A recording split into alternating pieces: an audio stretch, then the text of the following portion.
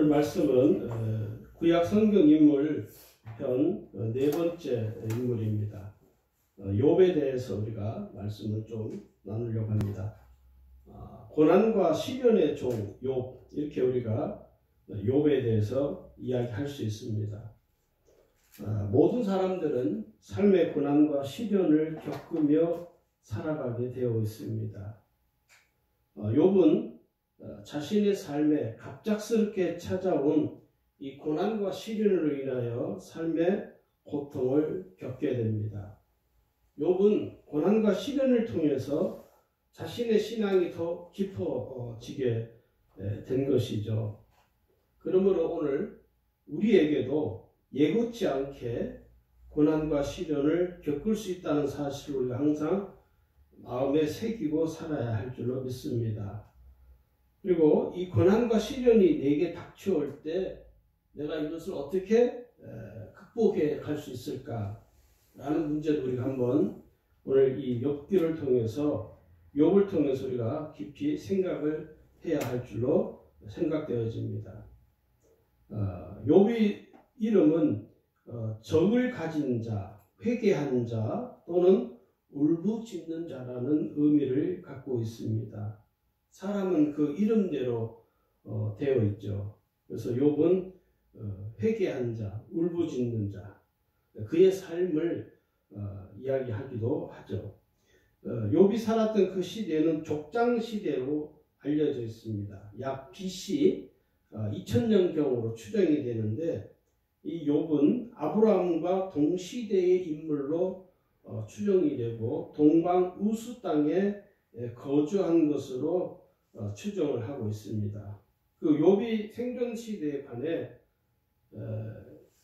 성경은 정확한 정보를 제공하지 않고 있다는 것이죠. 다만 두 가지 이유를 들어서 이 욥이 아브라함과 동시대를 살았던 인물로 이렇게 추정은 할 수가 있습니다. 첫 번째 이유가 뭐냐면 욥의 생애에 대해서 말을 할 때 욥기에 어떤 모세 율법이나 율법에 준하는 어떤 종교 의식에 관한 기사가 전혀 없는 것으로 보아 이 욥은 모세 이전의 사람으로 추정을 하고 있는 것이죠. 그래서 아마 이 욥을 이 아브라함과 동시대의 인물로 그렇게 보고 있는 것이죠. 두 번째 이유는 욥은 시련을 통과한 후에 약 140년을 더 살았다라고 추정을 하고 있습니다. 결국 이 욥이 산 연수는 약 200년 안팎이었을 것으로 지금 그렇게 학자들이 추정하고 있다는 것이죠. 사람이 이렇게 장수하던 그 시대는 초기 족장 시대의 것으로 미뤄 보아서 욥은 틀림없이 아브라함과 같은 이 동시대에 살았던 인물로 지금 추정을 하고 있는 것이죠. 또 이 욥의 성품을 우리가 좀 보면 면면을 살펴보면 욥은 순전한 믿음의 소유자이었다라고 우리가 성경을 통해서 이렇게 쉽게 추론을 할 수 있습니다. 욥은 이 고난과 시련 속에서도 자신이 태어난 날을 원망을 하게 됩니다.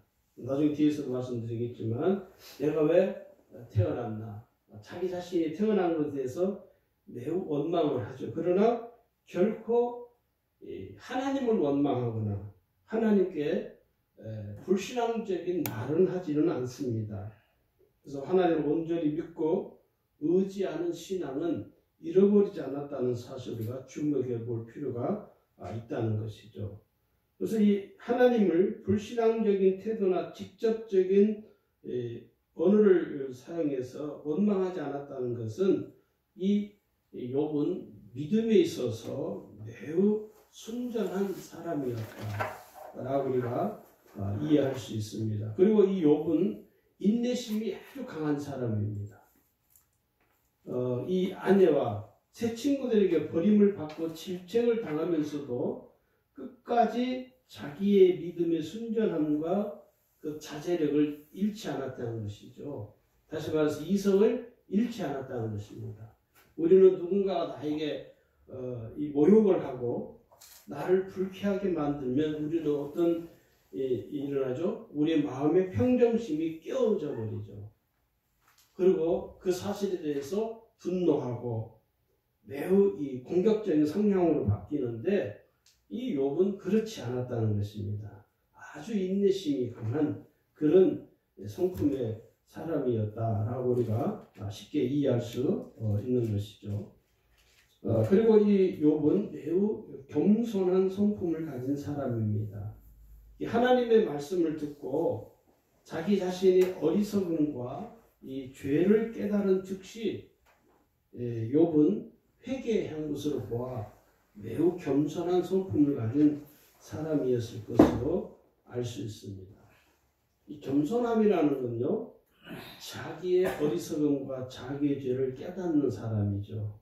그리고 자기의 어리석음과 자기 죄를 하나님 앞에 회개하는 사람이 아주 겸손한 사람입니다.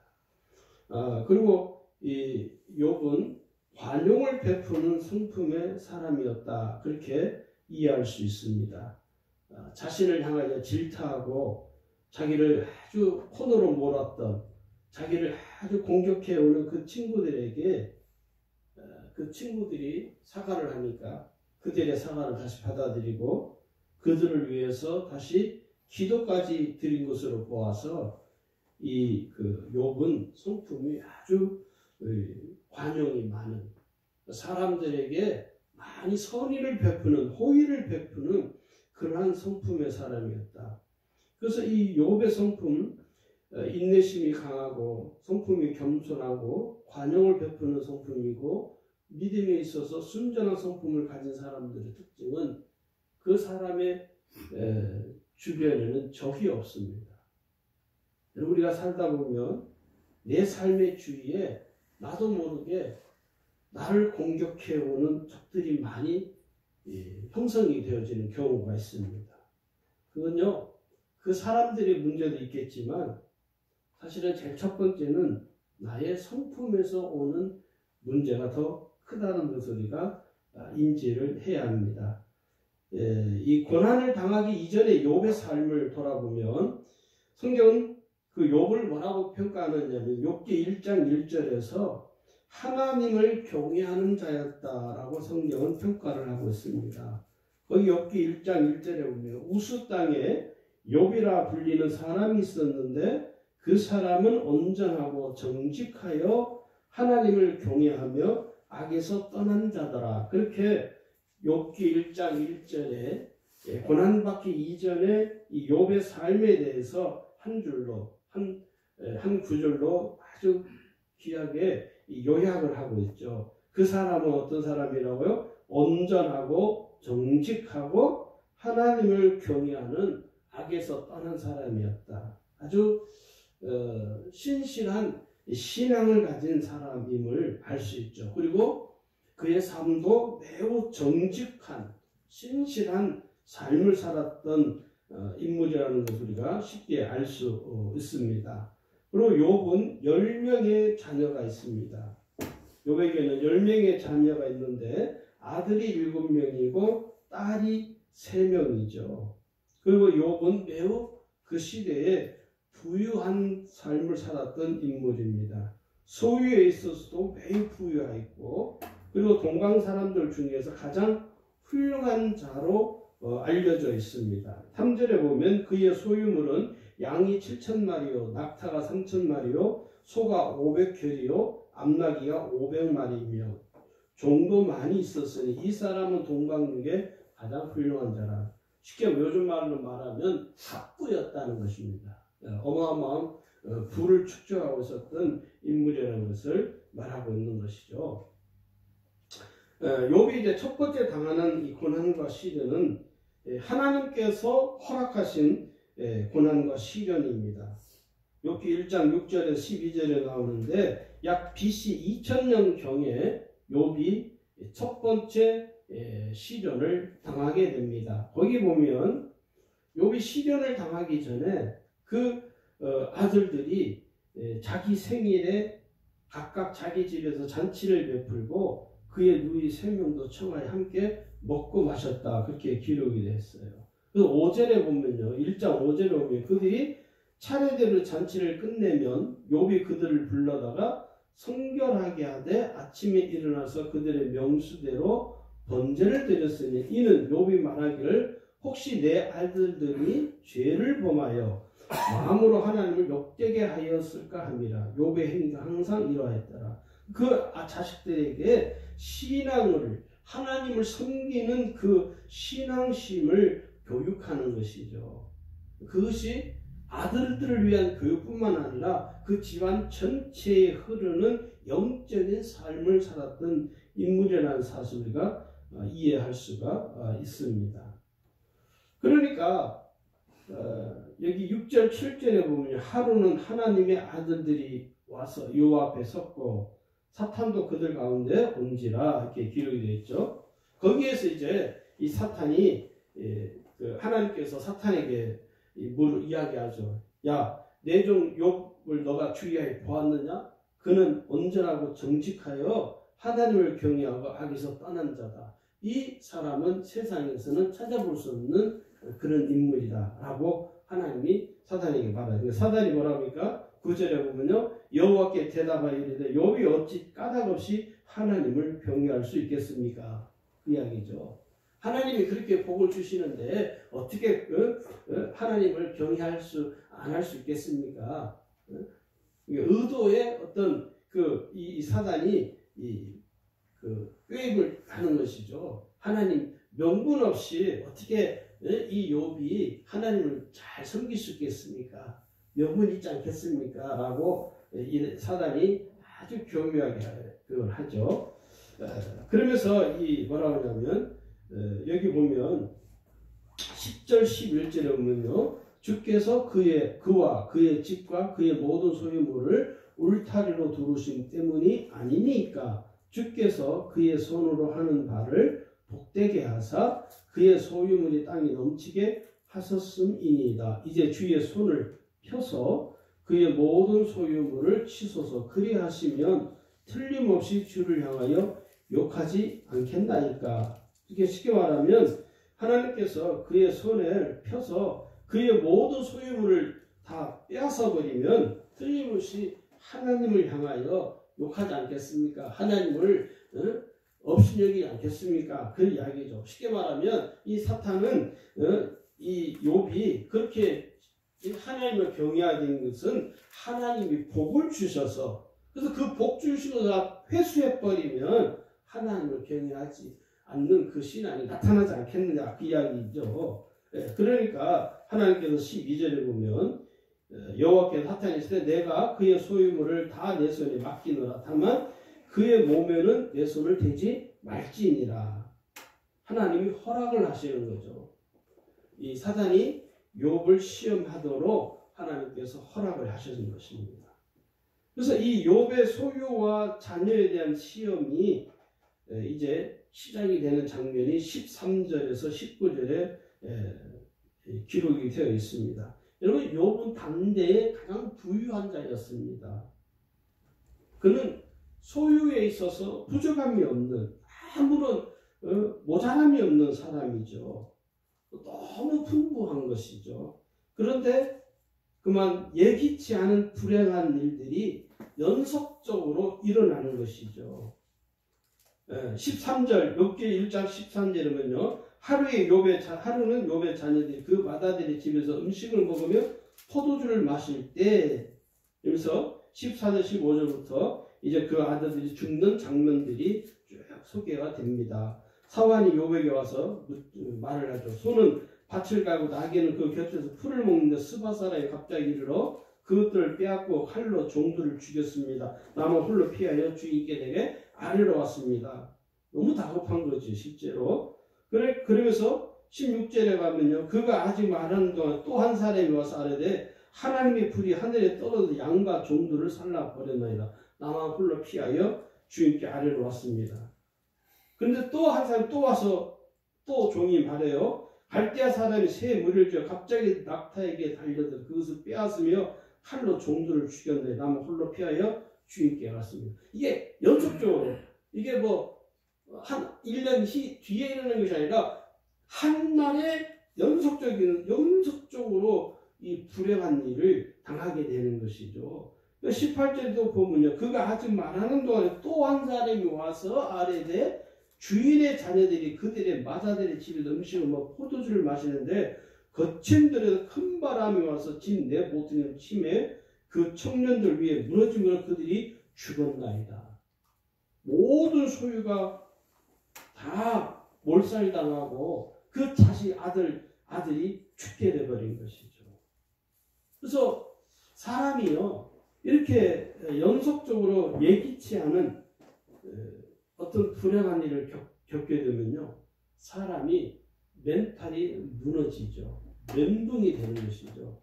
더군다나 자기 생명보다 더 귀한 자식들이 한 번에 그냥 몰살을 당하니까 이 욥으로서는 어떻게 감당할 수 없는 것이죠. 만약에 여러분이 이 상황이라면 어떻겠습니까?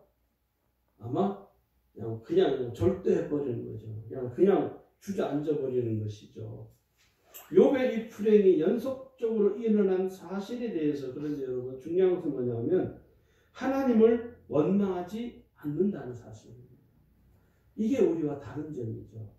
우리는 조금만 어려우면 하나님을 원망하고 내가 저렇게 좀 믿음으로 살려고 하는데 하나님 어떻게 이럴 수 있냐고 우리는 우리 자신 스스로가 무너지고 있는데 이 욥은 그렇지 않았다는 것입니다.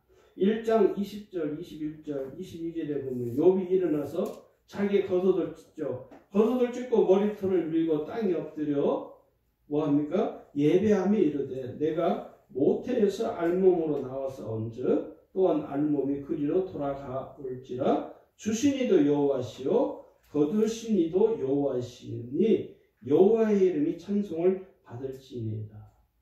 할렐루야. 21절에 가면요. 이 모든 일에 욥이 범죄하지 아니하고 하나님을 향하여 원망하지 아니했다라고 성경은 기록을 하고 있습니다. 내가 모태에서 알몸으로 나왔으니까 내가 또 알몸으로 돌아갈 건데 내게 주신 이도 하나님이시요 내게 거두가시는 이도 하나님이십니다. 내가 그 하나님을 찬송합니다. 정말 우리로 하여금 부끄럽게 만드는 장면이기도 하죠. 그리고 이 욥은 하나님께 범죄하지 않고 하나님을 향하여 원망하지 아니했다라고 성경은 기록을 하고 있습니다. 욥의 이제 두 번째 이 고난이 시작되죠.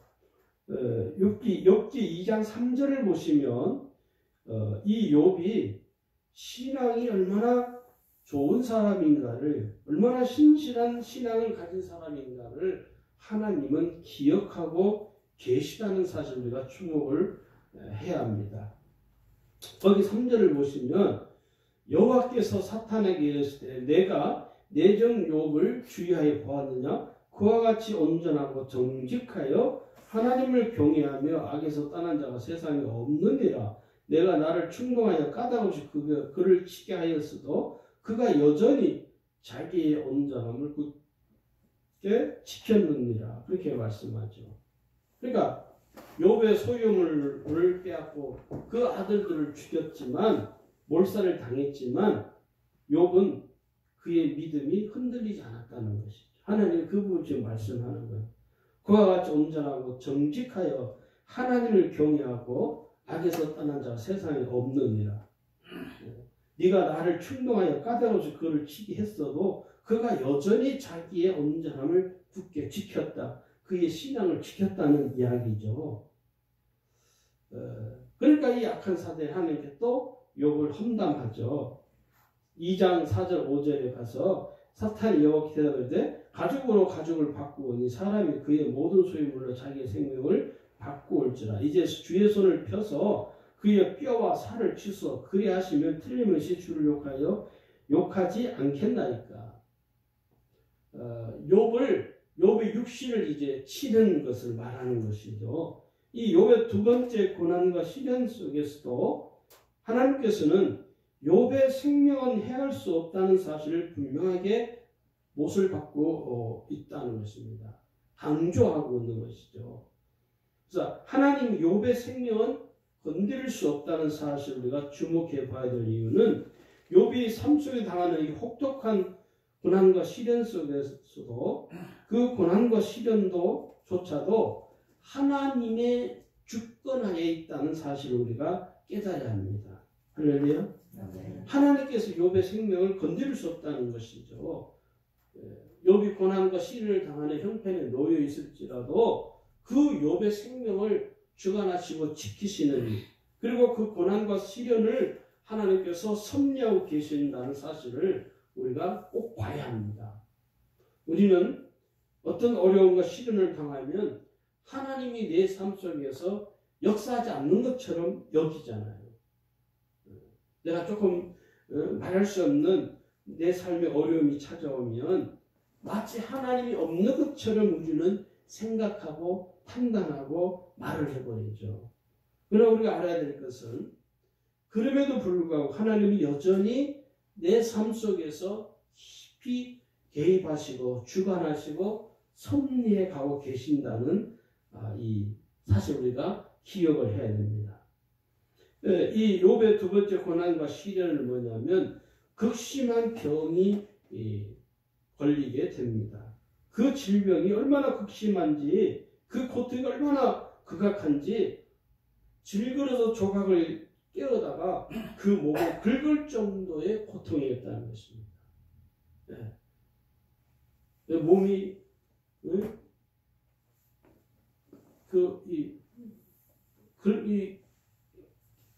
뭡니까? 쉽게 말하면 이런 자갈이 아니라 그릇을 깨가지고 그 그릇 조각을 가지고 그거 그냥 긁어도 피가 날 텐데 너무너무 고통스러우니까 그것을 가져다가 자기 몸을 막 긁을 정도로 극심한 고통이 동반된 그런 질병에 걸린 것이죠. 이 7절에 보면요, 욥기 2장 7절에 있죠. 사탄이 이에 여호와 앞에서 물러가서 욥을 쳐서 그의 발바닥에서 정수리까지 종기가 나게 한지라. 욥이 제 가운데 앉아서 질그를 조각을 가져다가 몸을 긁고 있었다라고 성경은 기록을 하고 있죠. 고난과 이 시련에 대한 이 욥이 지금 당하는 이 고난과 시련에 대해서 그 가장 옆에서 함께 평생을 함께 동반할 그 아내가 그 반응이 아주 가관입니다.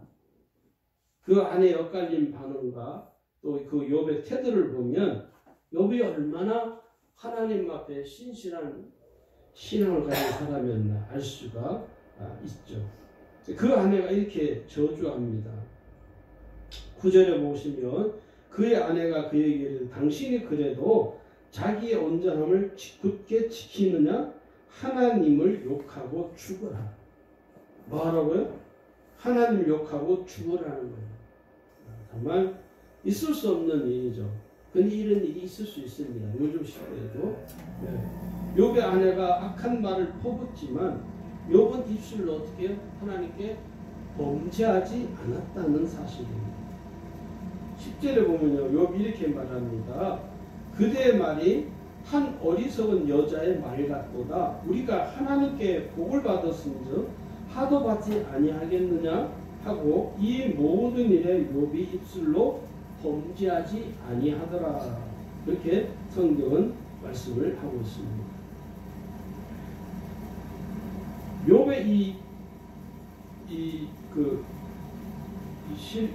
당하는 이 고난과 시련에 대해서 우리가 깊이 생각해야 될 것은 욥의 그 신앙심을 이미 하나님이 알고 계셨다는 게 중요합니다. 욥의 고난이 시작되기 훨씬 이전부터 하나님은 이미 욥이 어떤 신앙심을 가진 사람이었는가를 하나님은 처음부터 다 기억하고 또 그 사실을 하나님이 주목하고 계시다는 사실이죠. 이미 하나님이 잘 알고 계신 것이죠. 여러분, 하나님이 이미 여러분의 신앙을 알고 계십니다. 할렐루야. 하나님이 나의 모든 삶의 형편과 처지를 하나님이 다 아세요. 모르는 게 없습니다. 사람은 모를 수 있습니다. 그러나 하나님은 내 모든 삶을 다 알고 계세요.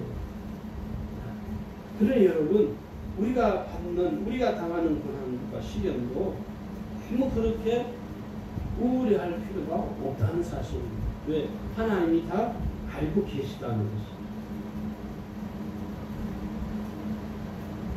이 욥의 신앙에 대해서 우리가 생각해야 될 것은, 자 그러면 아니 그렇게 욥이 신앙이 좋은데, 신앙심이 좋은 것을 하나님이 아시는데 왜 하나님은 욥이 고난과 시련을 당할 만한 어떤 죄를 범하지도 않았고 어떤 행위를 하지도 않았음에도 불구하고 왜 하나님은 욥에게 그 고난을 허락하셨는가 하는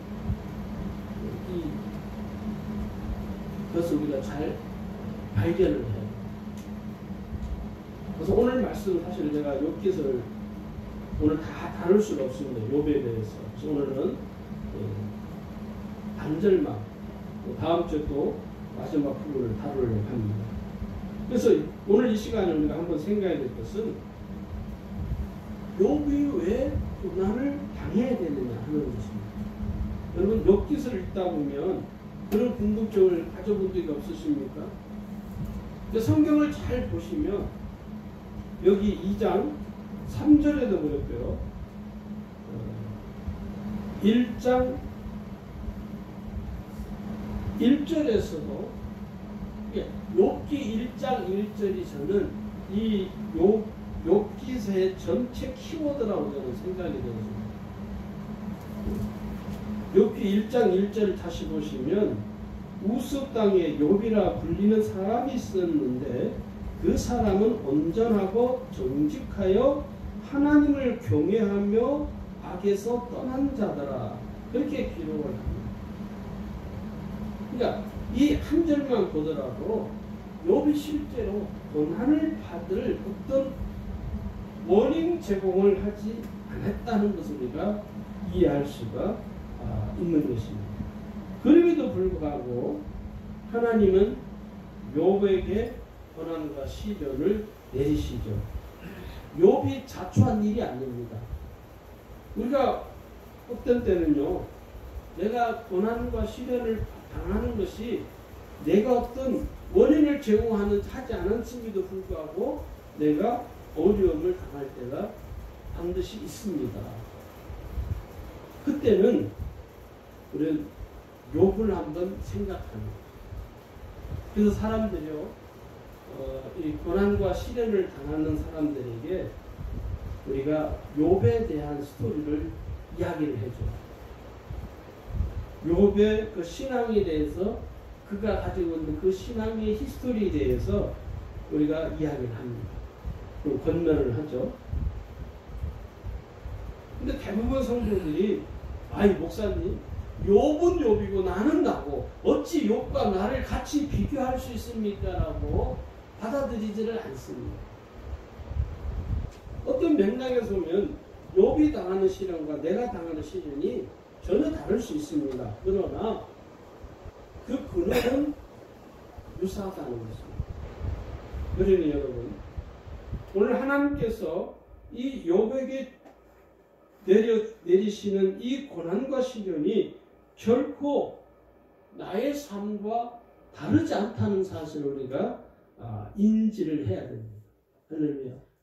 그러면요, 욥이 어떻게 자기에게 가해지는 이 고난과 시련에 대해서 어떻게 대처를 하고 어떻게 반응을 하고 어떻게 태도를 보이는가를 보면 우리도 그 욥의 스토리를 통해서 내 삶 속에서도 내가 어떻게 반응을 해야 되고 내가 어떻게 태도를 보여야 되는가를 우리가 알 수 있고 깨달을 수 있다는 것입니다. 그래서 이 욥의 스토리가 우리에게 굉장히 중요합니다. 사실은. 물론 성경 인물들의 모든 스토리가 다 중요하지만 특별히 고난과 시련을 당하고 있는 오늘 우리에게는 이 욥의 스토리는 우리에게 주고자 하는 메시지가 아주 강합니다. 그래서 여러분 이 욥기를 이 욥기서를 다시 한번 잘 보시면, 그래서 제가 욥기서를 이렇게 보면 욥기서 그 새 친구와 또 이 욥이 서로 꼭 논쟁하는 것처럼 보이는 장면이 나오죠. 예. 그 스토리도 우리에게 주는 시사하는 바가 큽니다. 그래서 오늘은 욥이 하나님 앞에 어떻게 했다고요? 하나님이 그의 신앙을 기억했다. 하나님을 경외하는 그 신앙심을 하나님이 주목하여 보고 계시고, 그 신앙심에 대해서 하나님은 자신이 있는 것이죠. 그래서 하나님이 저와 여러분을 볼 때 하나님께서 자신감을 가질 수 있는 그런 신앙을 우리가 먼저 가져야 됩니다. 할렐루야. 아멘. 하나님을 경외하는 이 욥. 그 욥을 통해서 우리도 하나님을 경외하는, 악에서 떠난 삶을 사는 저와 여러분이 되기를 주의 이름으로 축원합니다. 아멘. 기도하겠습니다.